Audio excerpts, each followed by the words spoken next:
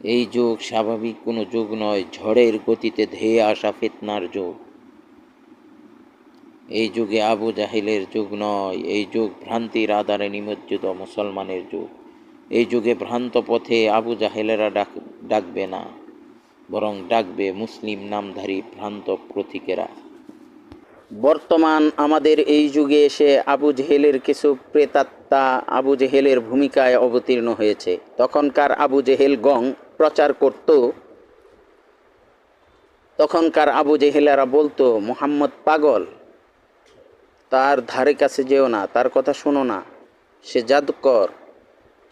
আর বর্তমান আবু জেহেলেরা ডাকে আলেমদের ধারে কাছে যেও না, তারা ধর্মান্ধ, ধর্ম ব্যবসায়ী,